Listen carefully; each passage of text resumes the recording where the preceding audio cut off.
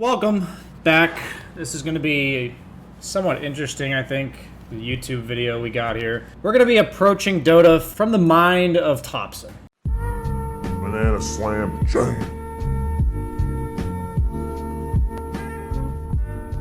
So, if you guys watched Topson's stream today, which is January 7th, 2021, it was an interesting stream.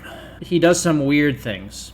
So I want to give a full disclaimer going into this video and say that I am not approving nor telling you to do what you see in terms of items and play in this video in your games. I am not telling you that Ursa mid and Riki mid with a Battle Fury is what you are supposed to do. But what my goal is after this video is to show you a different way to think about Dota, such that if you yourself need to branch away from a normal build, or one of your teammates is branching away from a normal build, maybe in a more competitive aspect of Dota, like where you're playing in a party queue, or you're a super high MMR player, something like that, I want you to be open-minded. I want you to take your mind going into this video and open it. Because what I saw in these two games, it seems trashy, and I feel like before I talked to Quakefa about Dota, I wouldn't have understood what I was watching in this. So if you haven't checked out that series already, please do. But so this is looking at Dota with, like, I feel like European glasses on or something. Like, this is the way EU Dota thinks. So I want to line this video and say that every game of Dota, you obviously have a one position player, you have a two position player, and you have a three position player. And the concept I need you to open your minds to is the fact that the one position player is not always the carry, the two position player is not always the mid, and the three position player is not always the offlane. Because based on the way the game goes, based on lane matchups, based on a variety of different factors, whatever heroes come out of the laning stage in a certain way will turn into these 1, 2s, and 3s. But the idea behind Dota is that there has to be a hero that's doing every job in the game. So I did have a Spectre replay where he had a last pick Alchemist on his team. And I told him that if you have a last pick Alchemist when you're playing Spectre, you can't really play carry Spectre. And I told him that he had to kind of open his mind up to play the game like a two position. Meaning, if he were a mid hero, what would he do if he was Spectre? So it's like, and I'm not talking about in the lane. I'm talking about past the 10-minute mark. Okay, like past the laning stage, everything's been done.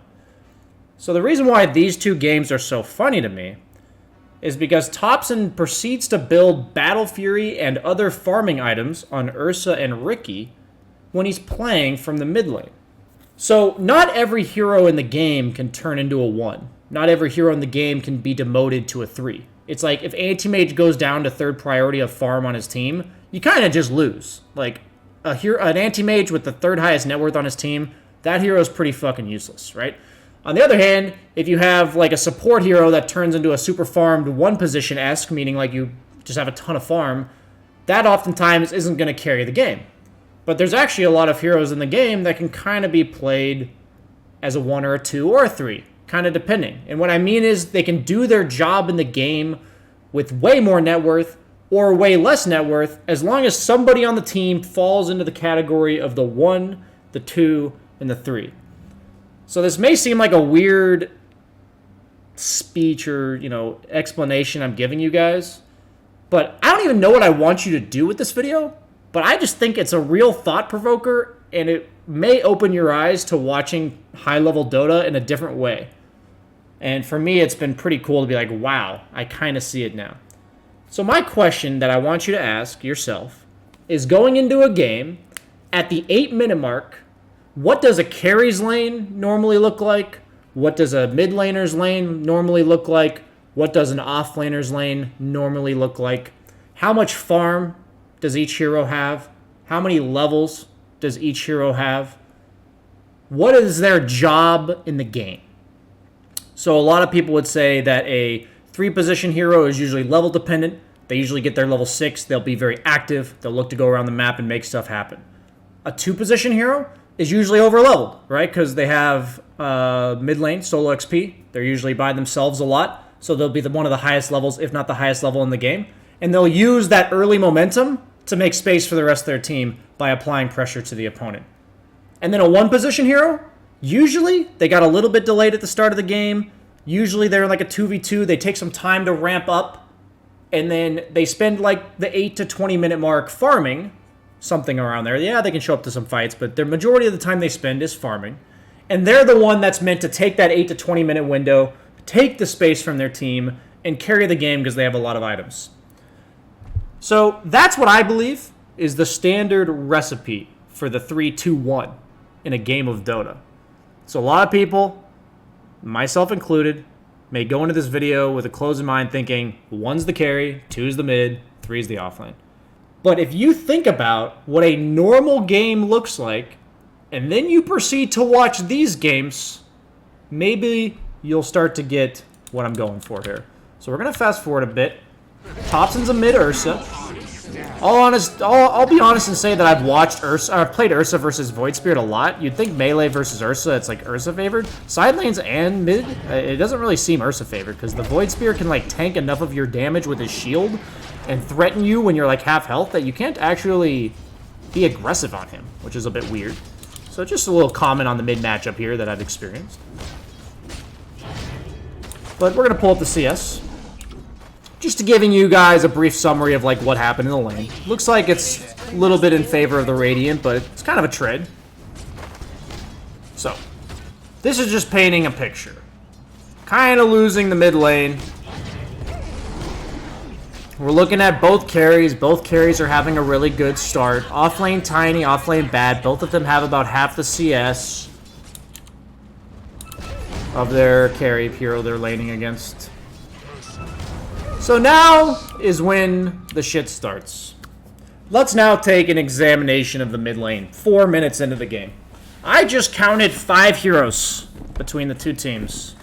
There's 2 supports from Radiant and 1 support from Dire in the mid lane. So this is the game that Topson's having, while this is the game that Troll is having. There's nobody fucking with the Troll. Meanwhile, Topson, right? He's getting messed with all the time. We're gonna wait a second here. We're gonna fast forward. We're gonna go for a rune. Oh, look! 3 heroes on his team now. Oh, look! 3 heroes on the opponent team. Look at all this shit that's going on here. He's dead again.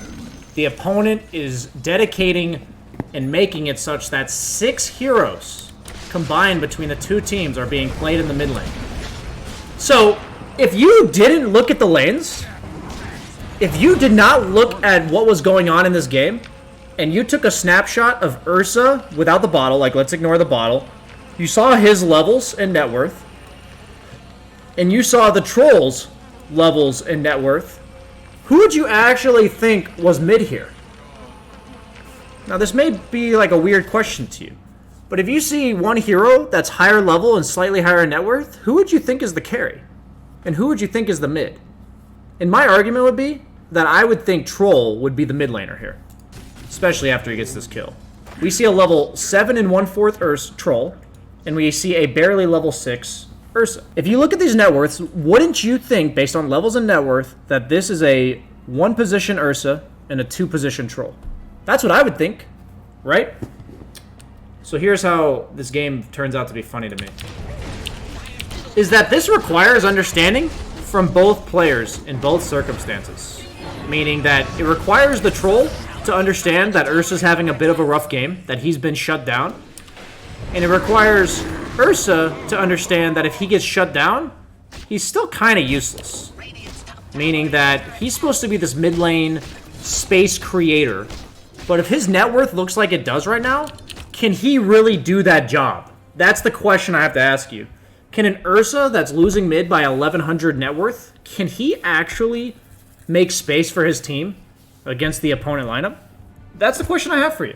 Can an Ursa with this net worth and this leveling and the way this game is being played, could he buy Basher and run around killing people? Could he do that? Is that a job you think Ursa would accomplish in this game?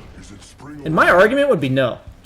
And I feel like a lot of players like myself, if I'm stuck playing mid, or if I am a mid in general, I feel like that's my job in the game of Dota. Like, I feel like it's my job to be aggressive, to run at the opponent, try to make space for my carry. Isn't that what you guys think? That's your job.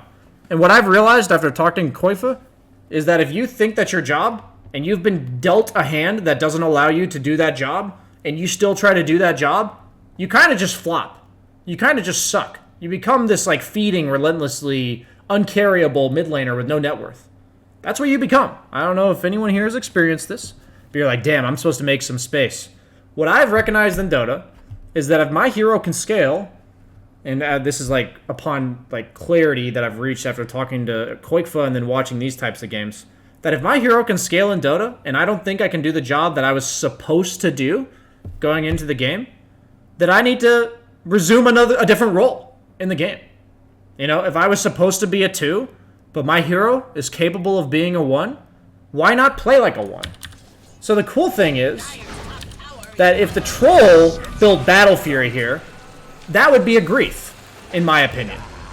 Because if the troll knows that a 1, a 2, and a 3 have to exist in the game, then if he saw his Ursa and the way the game was playing out, he should be fully aware that his Ursa is never going to be able to play 2.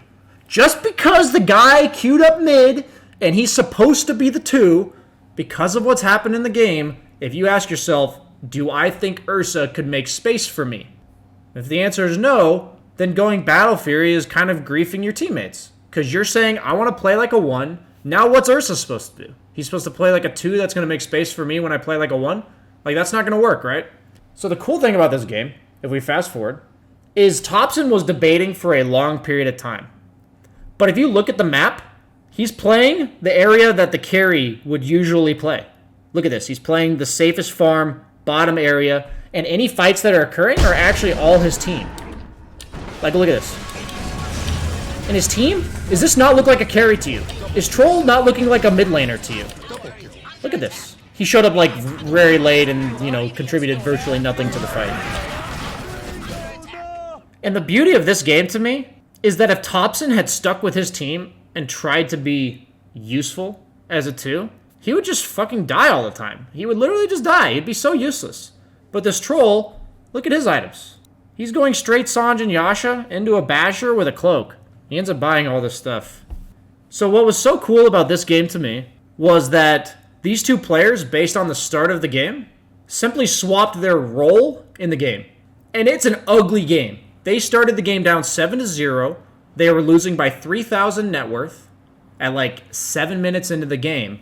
And so this isn't something you think going into the Dota game, dude, I'm going to be a 1-position Ursa this game. I'm going to have a shitty lane, and I'm going to be a 1-position Ursa. I'm not saying that you're 5-0 on Ursa, and that your job is to then buy a Battle Fury because your BSJ said you could carry.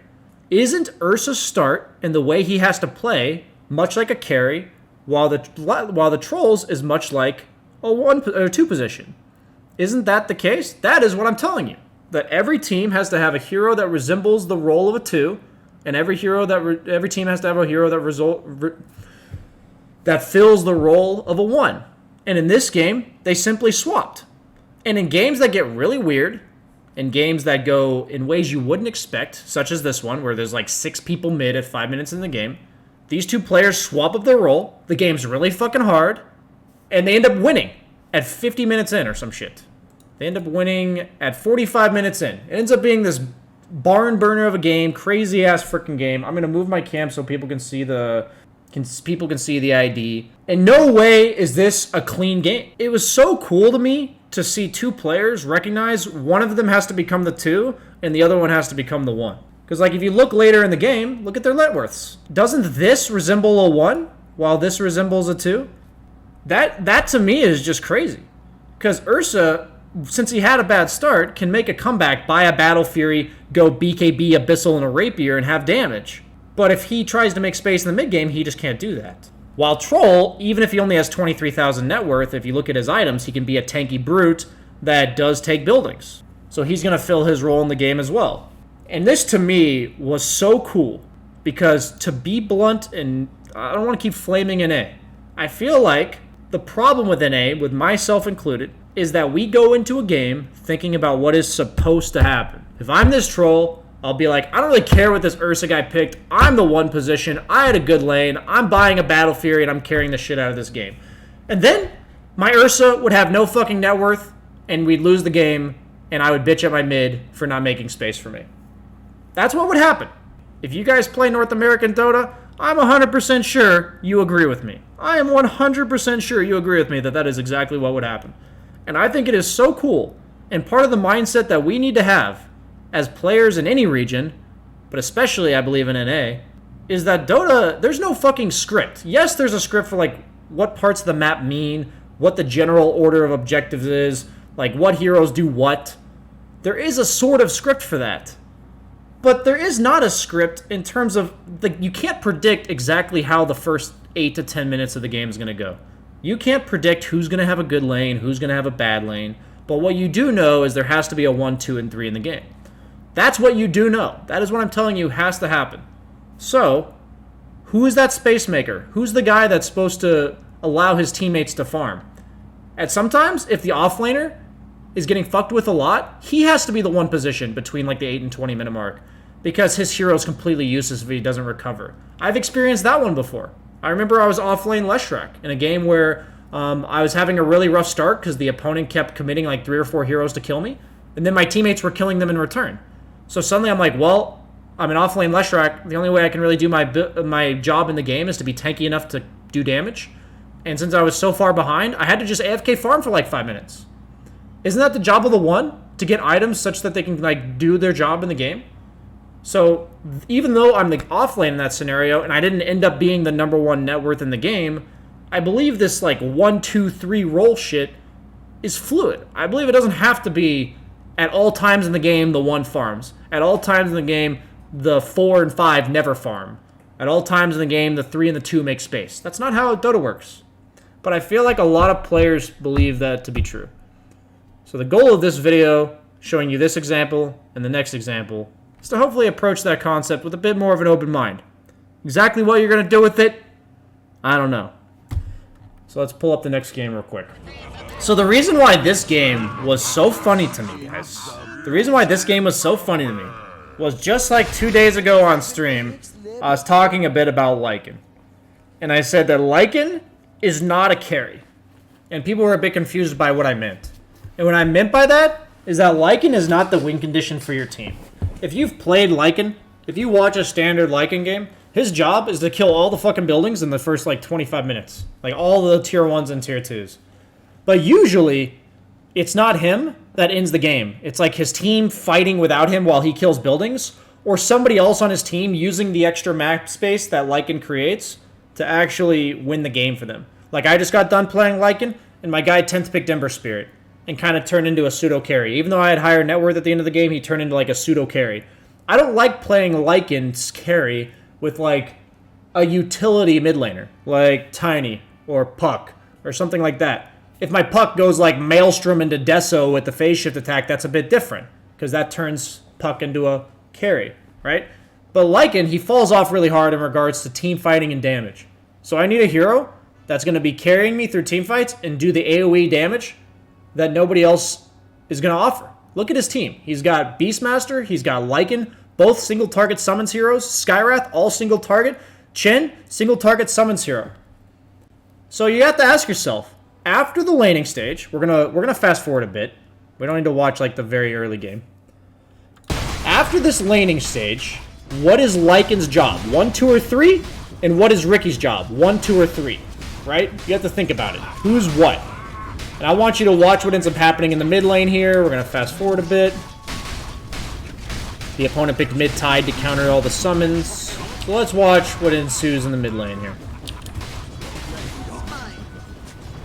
He's getting a lot of pressure on his tower. I believe he calls for help from his teammates. Yep. Well, here we go again. 4 mid for now.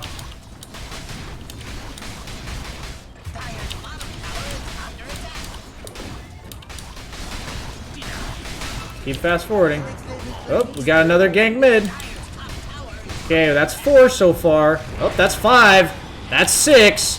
Even Lycan's coming here. Isn't this normally what a mid laner does? What Lycan just did? Isn't that what a mid laner does, right? This is exactly what all of your mid laners do. They TP into your lane to gank, dive tier 4s at 8 minutes in the game, and die. Isn't that exactly what a mid laner's role in the game is? Okay, maybe not the dive tier 4s and die part, but this does not look like Topson is playing 2 position. It looks like he was playing 1 position. And a lot of people are already pointing out, I did watch this game, Lycan was raging and being super toxic. But let's approach this game objectively. This guy is a Lycan, who I told you, as a hero, doesn't generally carry the game. He's going to make space by diving tier 4s, by actually taking buildings, not diving tier 4s, and he's going to require somebody else to carry him. And I want you, after I fast forward, to look at Topson's KDA and net worth, or item build, excuse me. 18.5 minutes in, Topson is a mid Riki with Battle Fury and is 0-0-0. And look at where he's playing on the map. While Lycan's applying pressure bottom, Riki is taking all of the safe farm in the game. So I don't need to go as much in depth about this game as I did the first one, because a lot of it's just repeating the same points over and over again. But the funniest part about this was I was watching his Twitch chat, and dude, that shit was so toxic. They said mid lane hero 0-0-0. What a dumbass. No impact. Yada yada yada. And then of course when he wins the game, they're like, "Poor champ. I was wrong. Topson was right. I was left." And then they say all the shit that excuses them for how ridiculously absurd they were throughout the course of the early game. Why can't we look at this and say, well, Lycan's not a carry, right? Lycan's more of a 2. And say he's playing like a 1. Would you be unhappy if your 1 position Riki had an 18-minute Battle Fury, Treads, Wraithband, and a Blade of Alacrity? Riki doesn't farm very fast. He doesn't get his items very fast. This is pretty decent timings for a carry Riki. Wouldn't you be happy with that? Why are we all so close-minded to the fact that the 1 position can be the mid laner, while the 2 position can be the safe laner? All that needs to be done is a certain amount of space being made in the game and a certain amount of scaling within the team. If you ask yourself, if you're a mid Riki and you watched his lane where he's losing his tower, dealing with 4 heroes, getting pressured, he's not exactly in a good matchup where he can make any space, he's not against some int squishy hero that he can kill, he's against a Tidehunter where he loses his lane. Are you telling me that a Riki with that start is supposed to make space and win his team the game that way? That's not how he's supposed to win the game. He can't win the game by making space. He's going to have a 17-minute defusal or some shit, 16-minute defusal, and then what? And the point is that you may say BSJ has pretty decent timings. That's because he went for Ring of Health and a Void Stone and then just never fought and just farmed all game. That's why his timings were pretty decent, because he just never fought. He does so many creative things in this game that makes it so he never engages. It's actually quite difficult when you're against counters and your hero does nothing to actually avoid fighting and still get farmed. That's a hard skill. It actually is very hard. But the coolest thing about this game was I was watching him do some crazy-ass shit, dodging ganks. They were hunting him down like he was the carry, and he's playing just like he's a carry. And to me, it just feels like so many of us are limited. We're so close-minded on how we view the game of Dota. And it was just so awesome to watch these games, see everybody just be such close-minded jerks about everything. And for me, I'm like, I don't know if he's going to win this game, but I can actually see that he would not win this game if he had built like a mid laner. And he would not have won that Ursa game if he had built like a mid laner. Repeating my disclosure that I said at the start of the video, I am not giving you guys permission to queue into your game saying, I'm going to buy Battle Fury on Riki and I'm going to buy Battle Fury on Ursa mid. I am not giving you permission for that. This video is much more of the overall concept of the idea of a 1, 2, and a 3 position and what that means for the game of Dota. And perhaps we can all be a bit more open-minded and look at the game as how can we adjust to what's going on in the game rather than this is the role I'm supposed to fit.